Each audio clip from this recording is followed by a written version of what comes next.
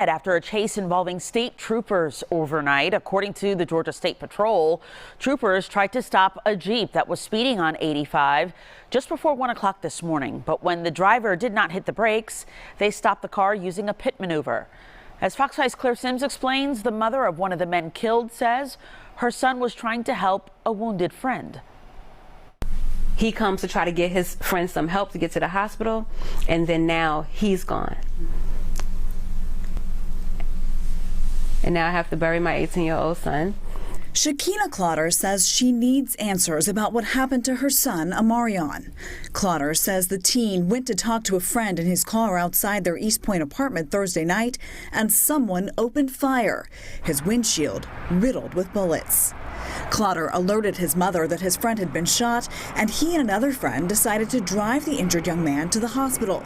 According to the Georgia State Patrol, a trooper tried to stop a white Jeep Grand Cherokee on I-85 North just before 1 Friday morning, but the driver would not pull over.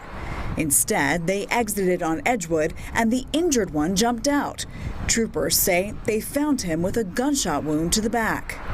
GSP says the Jeep then drove back onto 75-85 South and then I-20 East. That was when the trooper decided to perform a pit maneuver. Are we at a point where this pursuit needs to come to an end before someone else is hurt, someone else's property is damaged, which is why he chose to use the pit maneuver, which brought the chase to an end. Both the driver and the passenger were ejected from the car and died at the scene. Lieutenant Michael Burns with the Georgia Department of Public Safety says in an emergency, the best thing to do is call 911 to alert law enforcement that you are trying to get medical attention. If you're speeding at a high rate of speed and a trooper tries to stop you and you continue to flee, then you're going to be pursued. You know, we're not going to just say, oh, well, maybe they're going to the hospital, we'll just go away, unless we get some kind of prior notice. Clotter says her son was not the driver, and she's not sure why they didn't stop.